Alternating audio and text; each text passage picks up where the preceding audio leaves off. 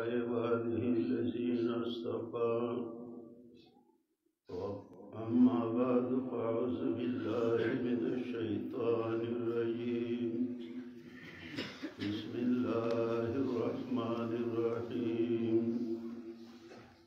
سبحانك لا علم لنا إلا ما علمتنا إنك أنت العليم الحكيم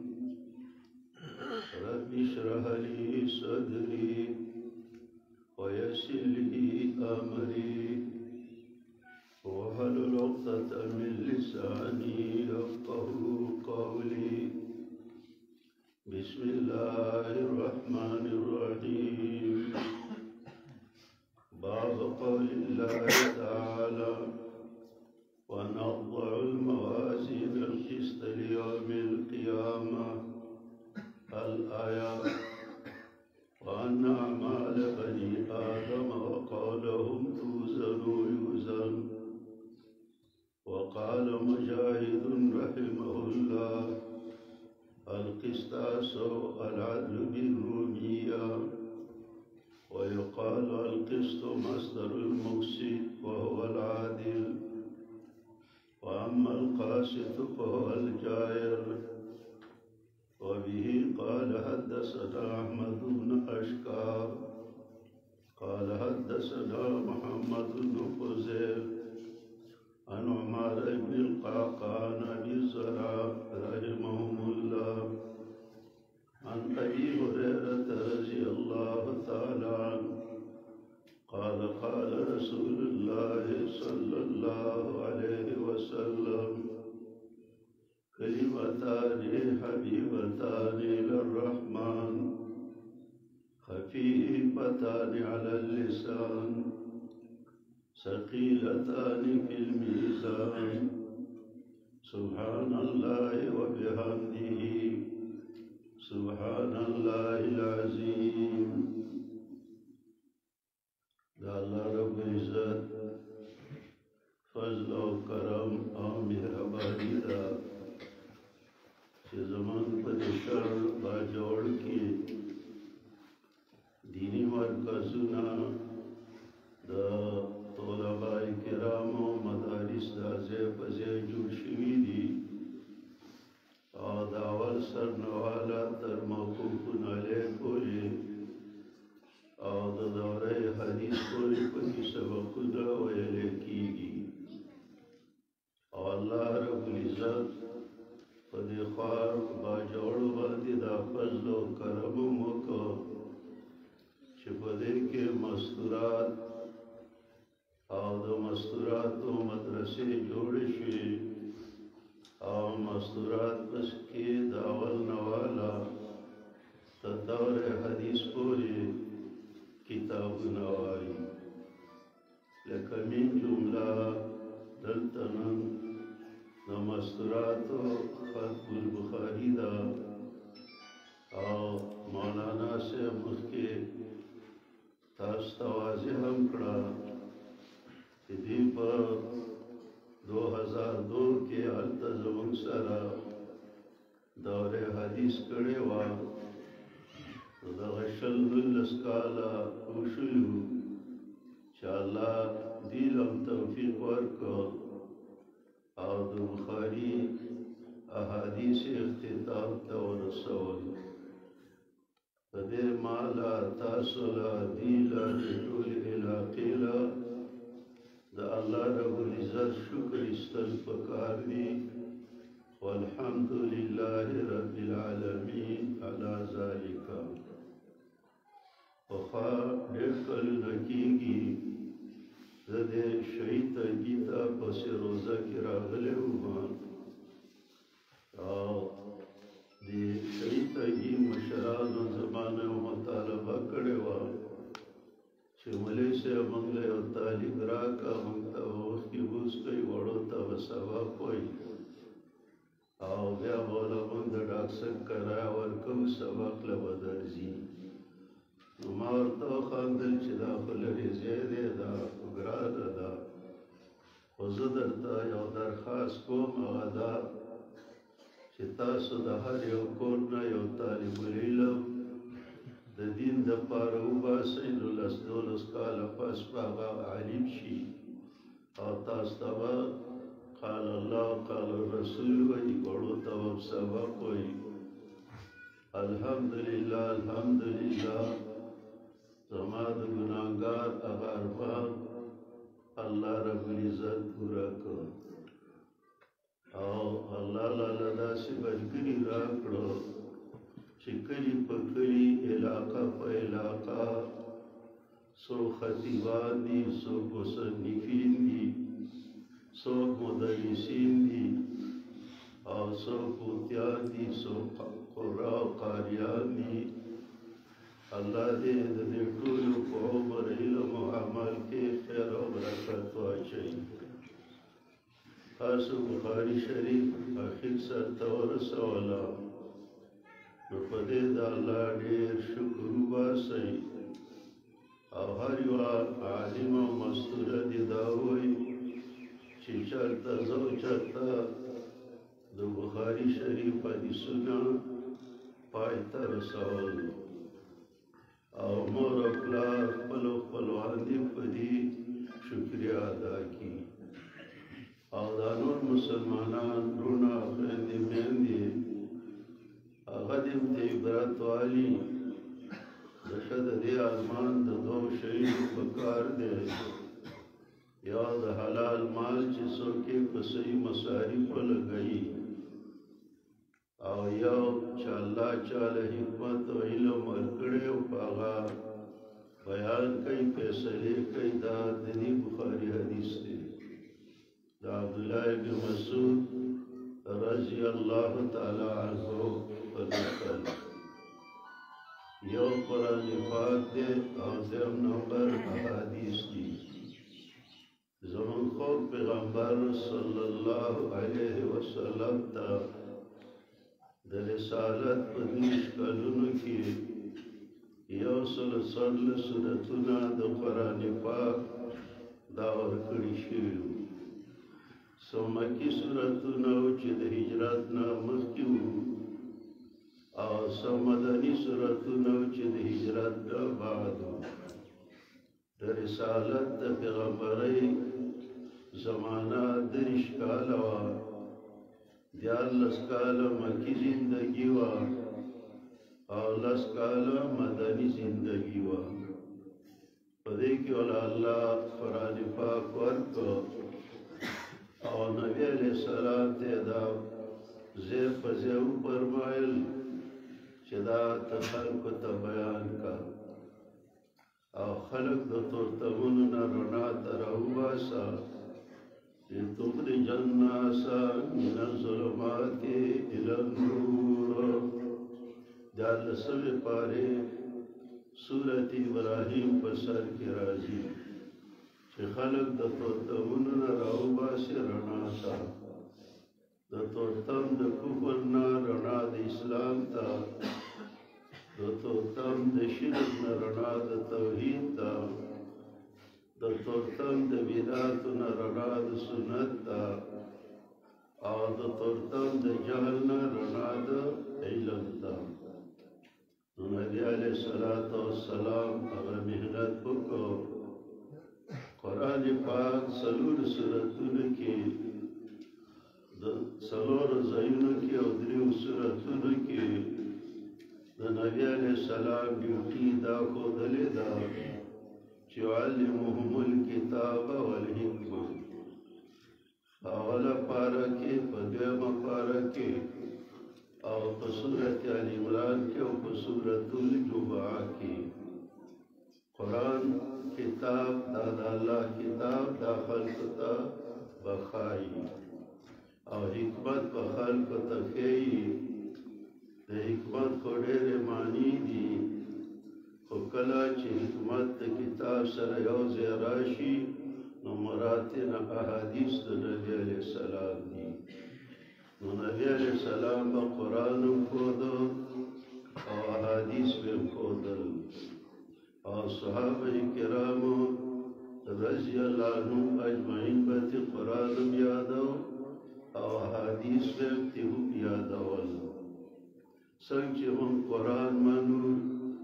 نو دغه رنګې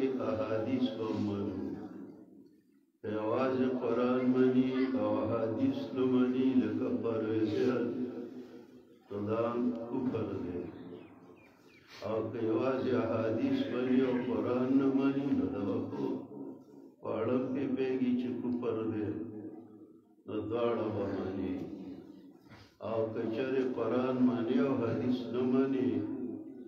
نو ډېر ځایونه به داسې په قرآن کې راشي چې د هغې مطلب به واضحه نه وي ځکه احادیث مبارکه د نبی اکرم صلی الله علیه وسلم دا شرح د پاره د قرآن پاک ده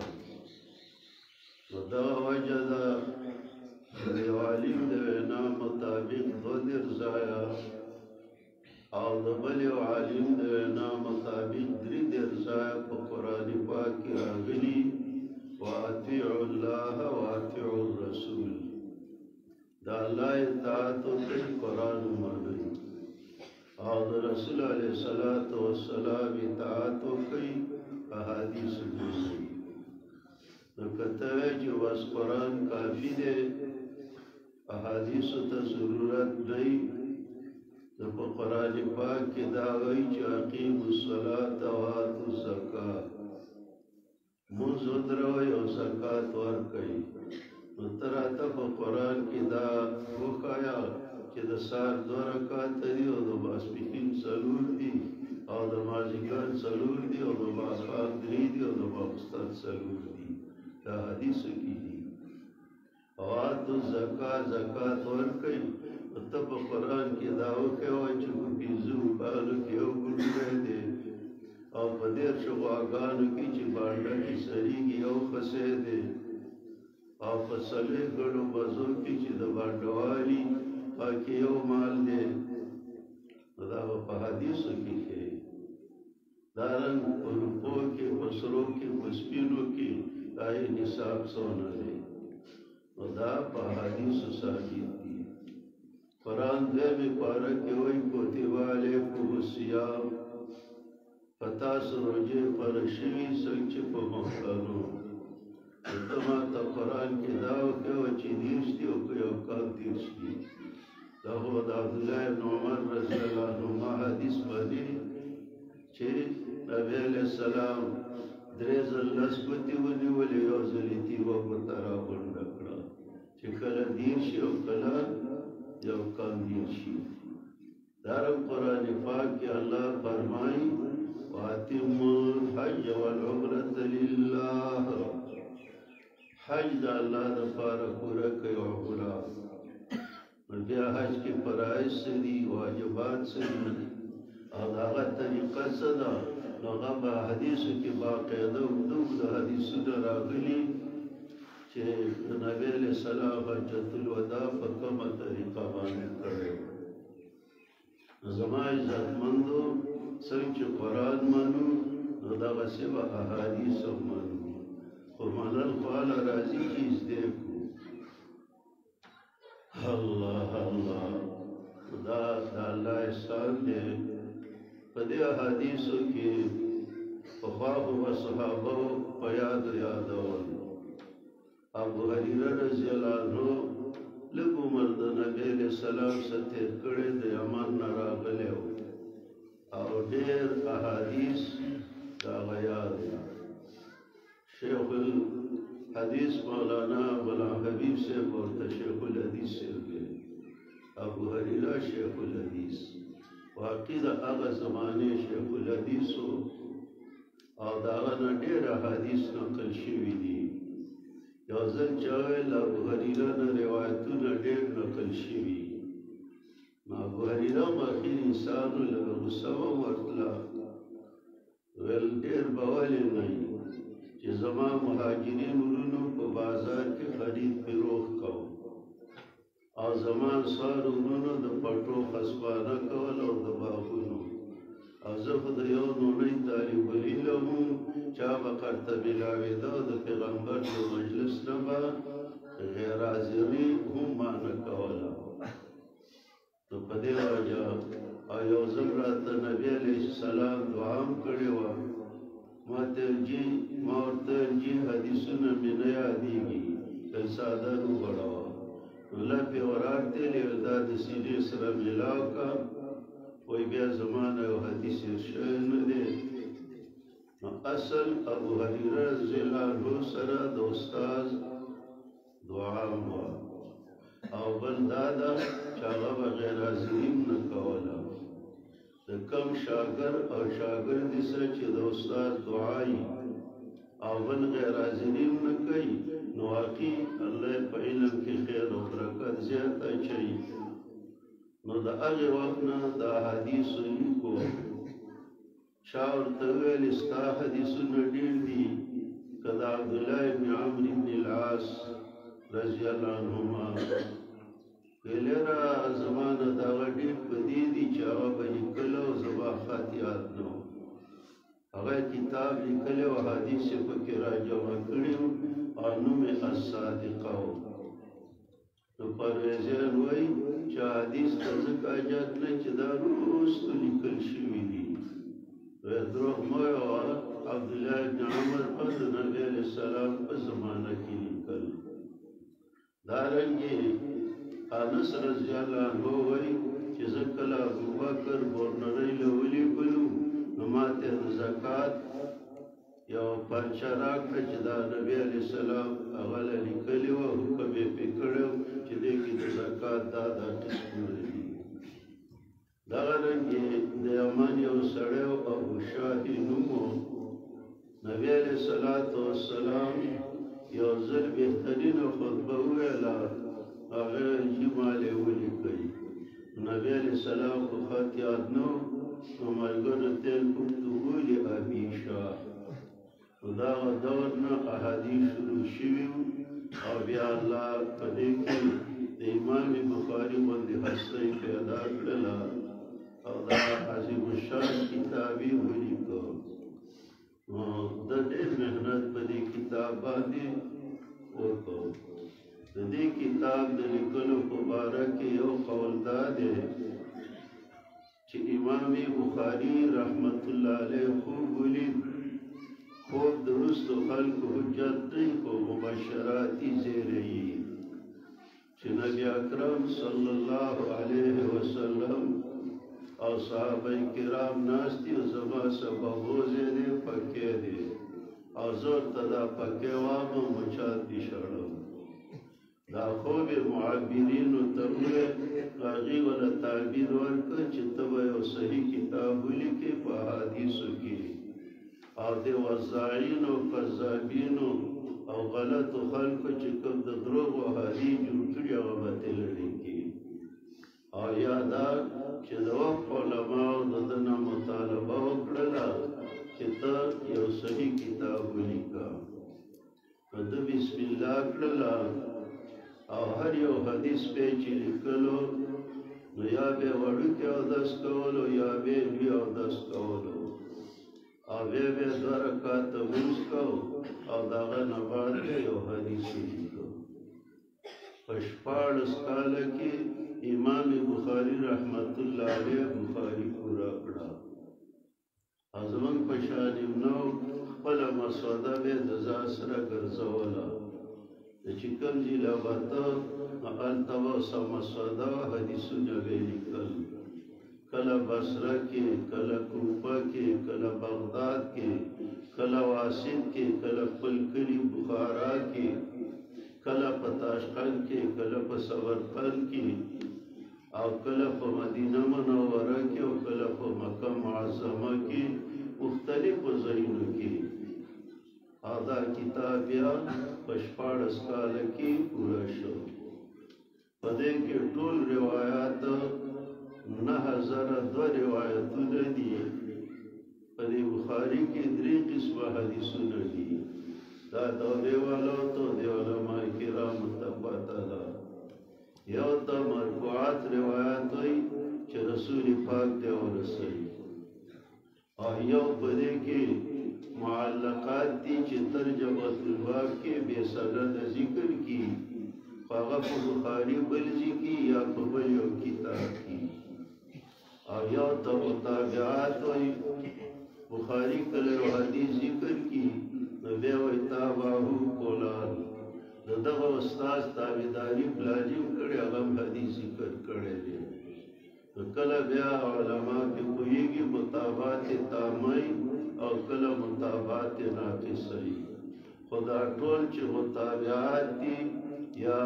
موقوفات یعنی معلقات دي او یا مرفوعات دي نو د شیخ الحدیث باچا صاحب نور الله مرقده د وینا مطابق او د لیدانوي رحمت الله علیه د ارشاد القاری د مطابق دا تقریبا 9002 روایتونه دي نو تاسو 9001 روایتونه ویل او استاخري حدیث د دې مقام مال الله رب العزت راکړه الله دې وکړي چې زه د دې صحیح وضاحت تاسو ته وکړم نو بهرحال دا آخري باب دی د امام بخاري د کتاب او دې کې قسم کتابونه لیکلي دي نو آخري کتاب کتاب الرد علی الجهمیه او یا کتاب التوحید یا بل نسخه پکې ده هغه کتاب چې پاکي د جهمیه رد شوی دی جهمیه د بدعتانو یو ډله وه پخوا بدعتیان ډېرو چاته به خوارج ویل چاته به معتزله ویل چاته به جهمیه ویل زموږ دور کې بدعتیان ډېر دي نو دا د بدعتیانو یو ډله وه خو دا اوس بدعتیان په جدا طریقه دي او هغه په جدا و نو په دې آخري کتاب کې د جهمیه رد کړی چې هغوی د الله د صفاتو نه انکار کوو د جهمیه رد د جهم صفوان پارټي وه نو ذکر خیدا که عمراتنا ټول بدعتیان دي نو دارنګ د معتزله و چې هغه د ټول د عملونو نه قیامت کې منکر دي دې واقع به دا غوره د مشین هغه بدعتیان دي او یا کتاب التوحید نسخه مخکې نو باچا صاحب رحمه الله ویل چې د کتاب التوحید نه مراد کتاب العقاید ځکه عقایدو کې نمبر 1 دا توحید دی فإن التوحید راس الطاعات نو په دې کې د عقیدې مسله هم ده چې د قیامت په ورځ به ستا خبرې او ستا عملونه تللی کېږي او دا د علمي عقاید کتابونو کې مشهوره مسله ده چې والوزن حق نو دې باب کې دا وایي چې باب قول الله تعالی ونضع الموازین القسط لیوم القیامة الى آخره د ضبط المقاصد لپاره زه یو څو خبرې تاسو ته عرض کوم او په ساده الفاظو چې ماشومان عوام او زنانه پې پوه شي یو د دې ربط ما قبل کتاب العقاید یا کتاب الرد علی الجهمیه سره څه دی دیم چې دا کوم آیات امام بخاري رحمت الله علیه په دې باب کې ذکر کړی د دې تفسیر درېمه خبره وایي د بني ادمانو اعمال او افعال به نقل کي دا تللی کېږي نو څنګه به تللی کېږي او څلورمه خبره د مجاهد دا کوم چې هغه د قسطاسو یا د قسط او یا د قاصد معنا کړي نو د دې وضاحت پنځم چې کوم سند دی نو د هغې په باره کې لږې خبرې او شپږم د حدیث وضاحت او اووم دا دی چې امام بخاري رحمت الله علیه خپل دا مبارک کتاب ولې په دې حدیث باندې پای ته ورسوه دا یو څو اهمې خبرې دي کتاب العقاید سره مناسبت ښکاره دی چې دې کې د عقیدې مسله ده د اعمالو ټول کتاب الرد علی الجهمیه سره مناسبت ښکاره دی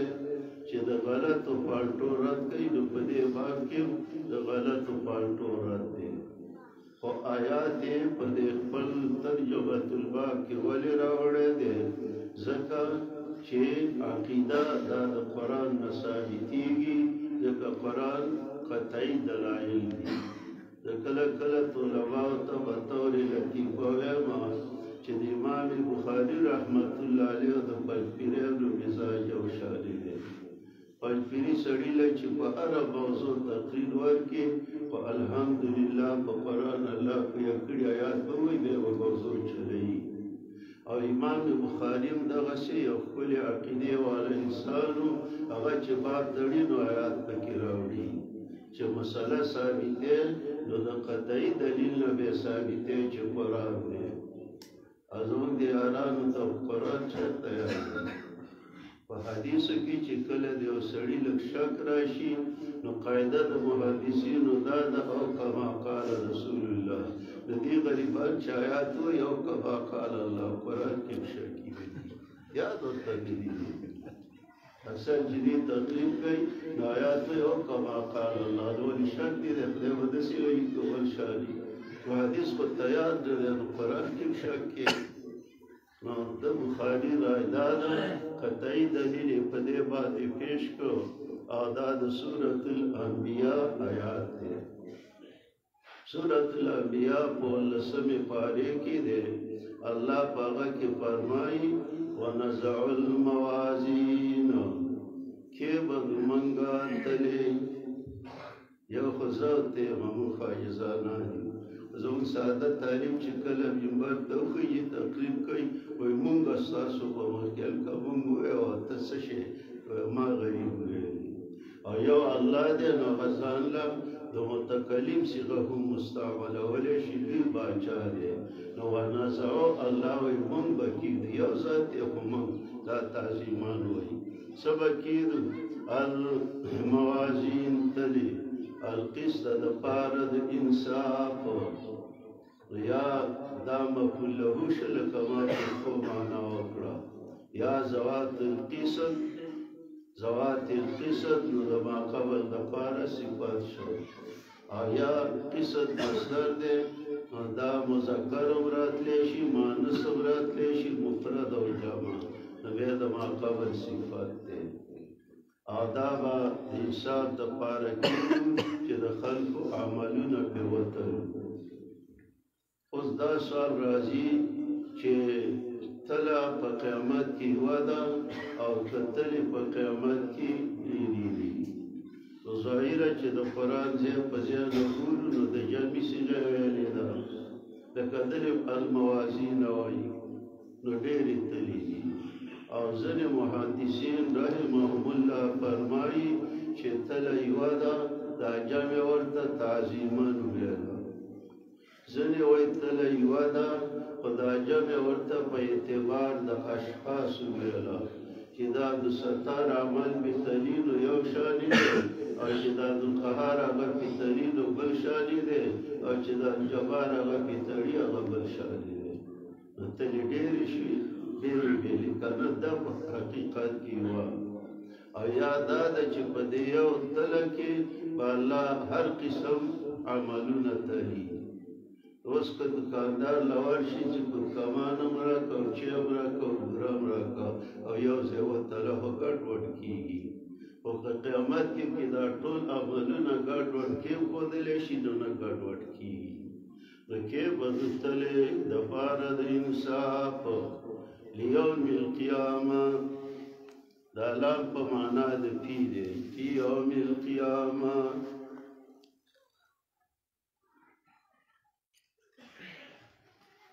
ورځې د قیامت باقي آیات یې پسې نه دی ویلی نو باقي آیات کې وایي که د جنجړ په اندازه باندې د ده عملو هغه به میدان محشر کې اتیا نابي هغه باندې به راتلو کړو وکفا بنا حاسبین او الله وایي موږ کافي یو حساب کوونکي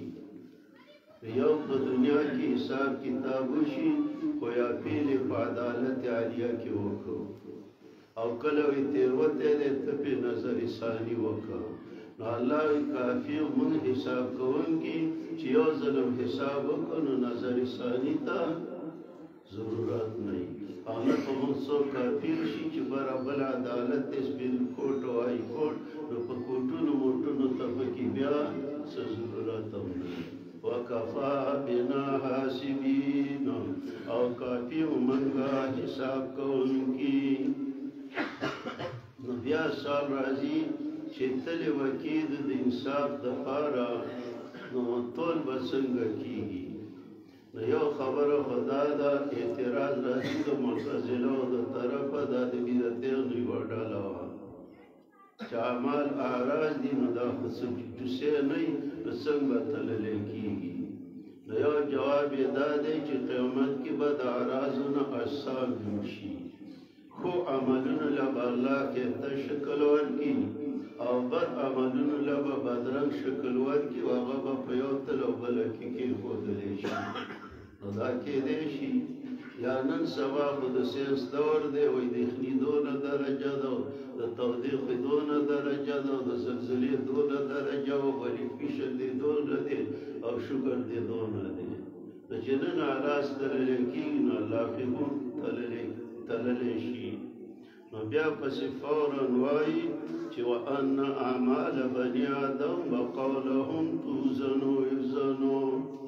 عملونه د بني آدمو او د هغې خبرې چې کومه دي نو دا به تللی کېږي. توزنو په تاویل د جماعت او یوزنو بتاویل کل واحدي، نو ستا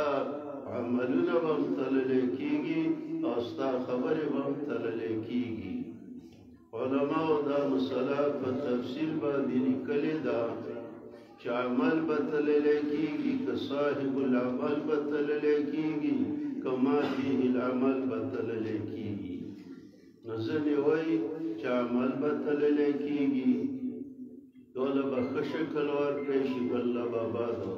ځینې علما وایي چې کومې صحیفې کې رجسټر کې ستا عمل لیکو نو هغه به تللی کېږي. لکه تبلیغي وروڼه دا حدیث ډېر وایي چې په قیامت په ورځې به الله یو سړي ته وایي چې ټول ته دې حاضر شه، وایي د سترګو په نظر به ورته رجسټرې کېښودلی شي او ټول به د بدو عملونو نه ډکي. نو دا به وایي چې هلاک شمه، الله به وایي په تا ظلم نه ستا یو امانت زما څه دی، او یو وړوکې پرچه به راوړلی شي په هغې کې به کلمه د توحید لا اله الا الله لیکلي، هغه به تلې په یو چاپړي کې کېښودلی شي او دا یو کپسل رجسټرې په بل چاپړي کې، نو دا د کلمې چاپړی به پرې دروند شي.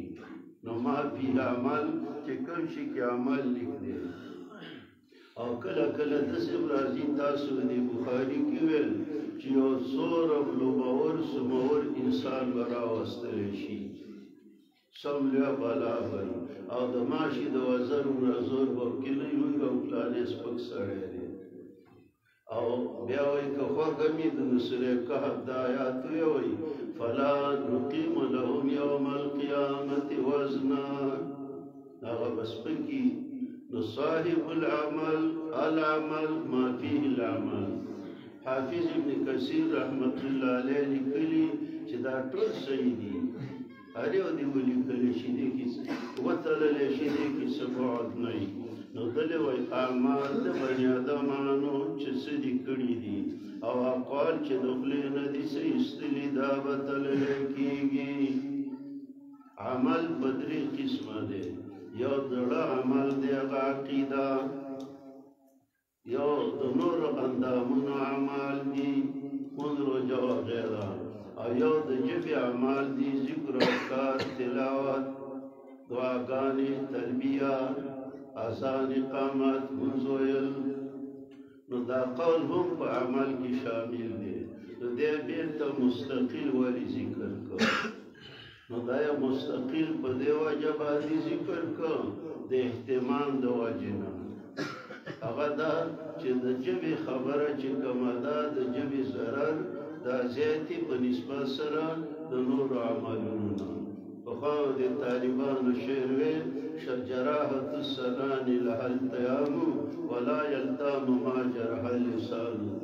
او پرهام د نیزې ښه دی چې به زوړ شي خو پرهام خو پرهر د ژبې دی د عمر سره سم. او جراحت نیزه بهده گردن بدارو ولی جرح زبان را نیسته ده. سرپټ کې ویداوی عربي فارسی پښتو. نو د ژبې ضرر زیات دی. صحابي تپوس کوي د نبي علیه السلام نه من به د دې ژبې په خبرو نیولی کېږو هغه یا به یې د باندې ګوره شه وهل یکب الناس نسکور نه دي ورځولي په جهنم کې الا مناخر السنتهم د دې د ژبو چې کوم لو کړی د ژبې مثال ملالي قاري وایي لور دی او دا کومې خبرې چې پکې دا د لو شوي عملونه دي دیو جن ابوبکر چې هغه ته صدیق ویلی کېږي نهایت رښتوني هغه به دا ژبه مړولله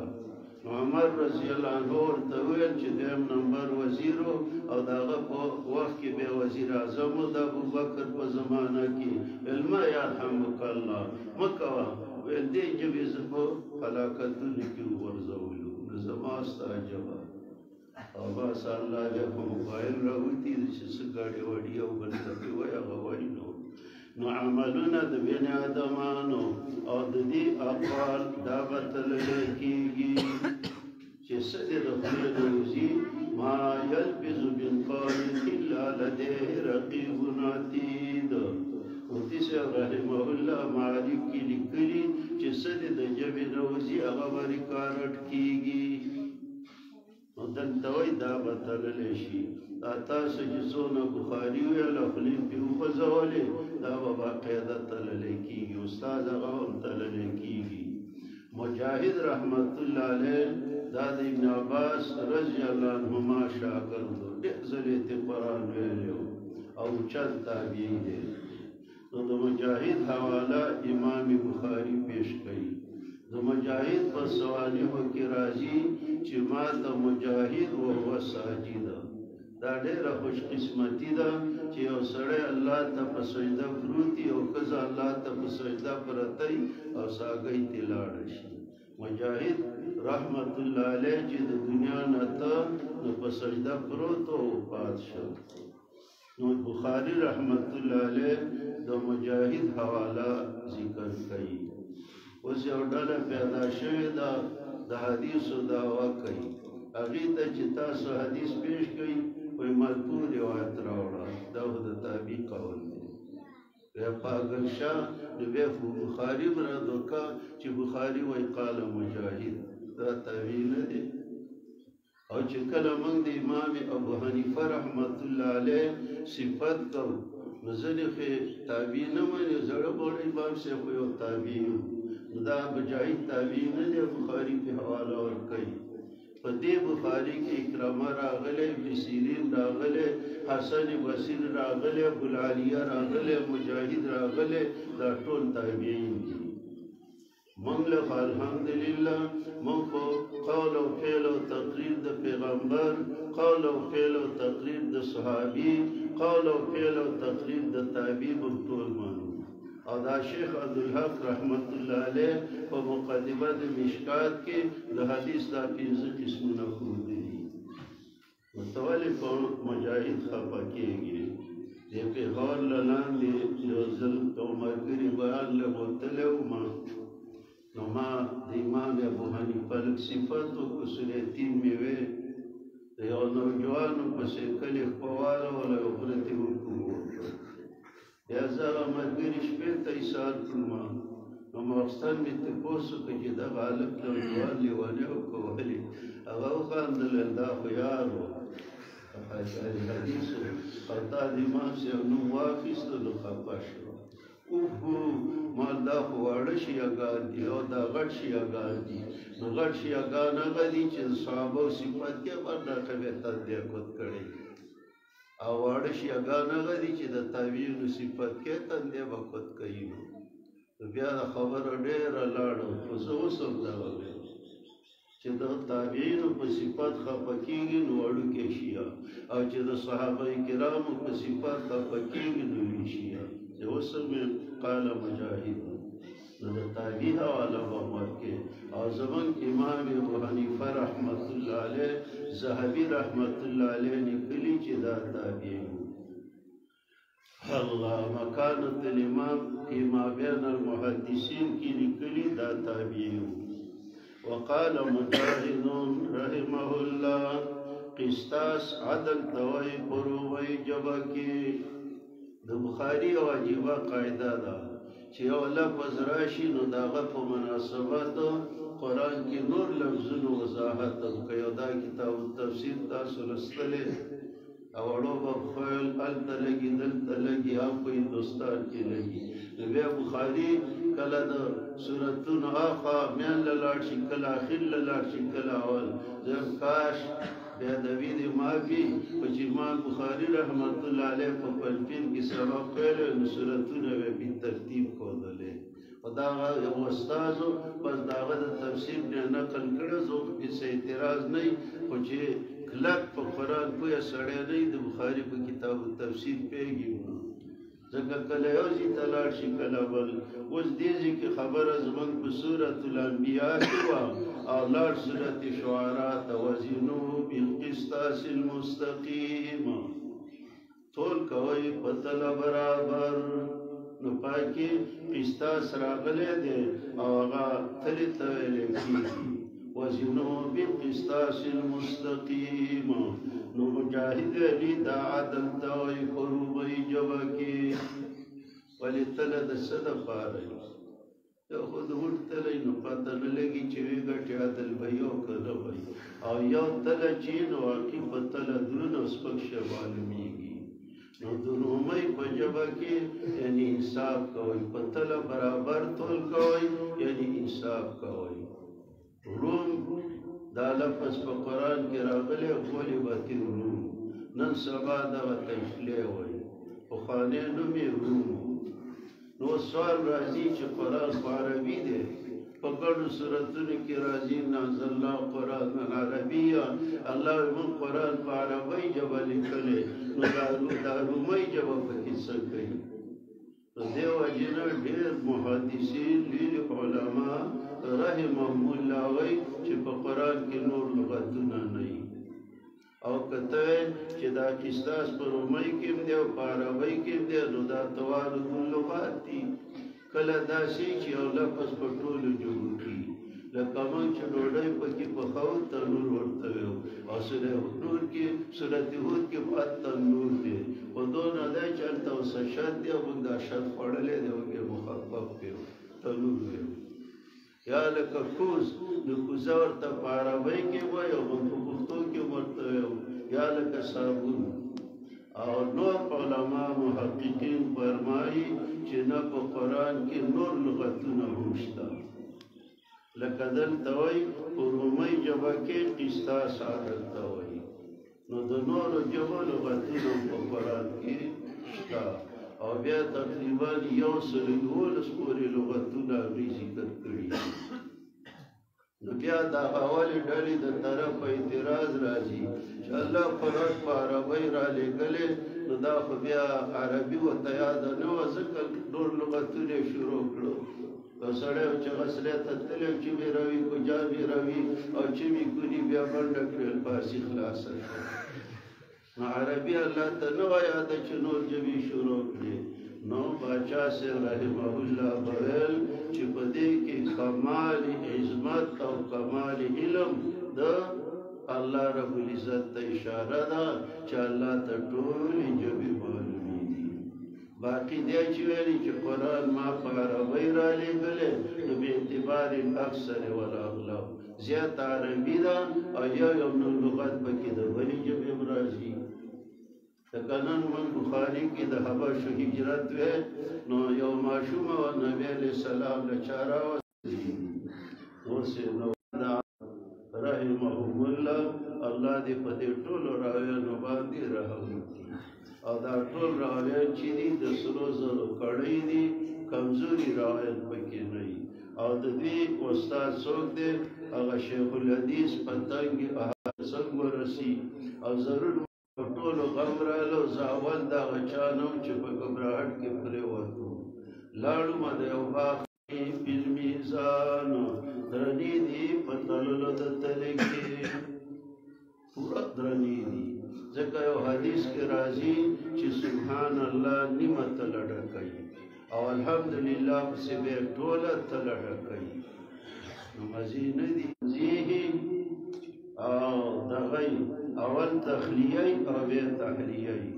چې خپلې جامې د اختر لا جوړې کړې نو په خیرن بدن به نه اغوندي په صابون به پاک ولامبې په تولیه به ځان پاکې تخلیه د خیرو به وکړې نو اوس به ښکلې جامې واغوندي نو دلته اول تخلیه ده چې الله د نقصاني صفتونو نه پاک دی پاوله او لږ او فنا او زوال او مرګ او خوب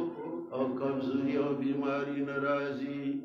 او دا الحمدلله مطلب دا دی چې صفات د کارسازۍ یو الله لدي الله کارساز دی مشکل کشا دی حاجت روا دی مالک د نفع د ضرر د خیر و شر واقدار د عزت او د ذلت دی مرزونو راوستونکی جوړونکی دی نو دا الله په حمده وویل دا دوه کلمې دي او دا ډېرې په تله کې درنې دي لکه مخکې به ما حدیث پیش کړ اوس دا بله کلمه کلام را معاد کوي کوم دویمه سبحان الله العظیم زه پاکي بیانوم الله لره چې ډېر لوی دی اوس حمد یې معاد نه کړ او تسبیح یې معاد کړه ځکه د مشرکانو جګړه په تسبیح کې او نه په تحمید کې قرآن ګڼ سورتونو کې د هغوی عقاید ذکر کړي چې خالق د اسمانونو د ځمکې او باران ورونکی او روزي ورکوونکی او مړی د ژوندي نه او ژوندی د مړي نه رایستل دا یو الله کوي لیقولن الله د الله بډایي منله خو تنزیه کې چې ولې دا زموږ 360 نشي کولی څه د آلات او منات او عزا داسې دي اجعل الآلهة إلها واحدا د ګڼو خدایانو نه یو جوړه ان هذا لشیء عجاب دا خو ډېره عجیبه ده نو جګړه په تنظیم کې کوله نو ځکه دا جمله را معاد کړه سبحان الله العظیم زه پاکي بیانوم الله لره چې ډېر لوی دی په سر کې حدیث راوړی چې انما الاعمال بالنیات دا عملونو دارو مدار په نیت دی او په اخر کې دا دوه کلامونه ویل چې دا په تله کې ډېر درانه دي اشاره دې ته ده چې اله بستا دا ذکر او اذکار په تله کې درنېږي چې کله دې نیت سمایي او که د استاد نیت خرابي د شاګرد یا د شاګرد نیت خرابي نو هندوستړی خدای ناراضي څه پیدا کېږي نو سر کې انما الاعمال بالنیات راوړو او په اخر کې دا حدیث راوړو دا د دې لپاره او دا ډېرې درنې کلمې دي څومره اسانه ده پنځه وخته فرض لمونځ دی سبحان الله 3 ځله الحمدلله 3 ځله الله اکبر 4 ځله دا څو شوي 500 په شوالوس کې 5 لمونځونه 500 کلمې شوې او کم از کم د یو کلمې ثواب لس په لسه دی نو 5 ځله نیکۍ دې دا شوې او نبی علیه السلام علي صاحب او فاطمې بیبي ته ویلي چې وده کېدی نو 3 ځله سبحان الله 4 ځله او 3 ځله الحمدلله 4 ځله الله اکبر ووایي سل او ثواب یې د ضرور څو شي شپږ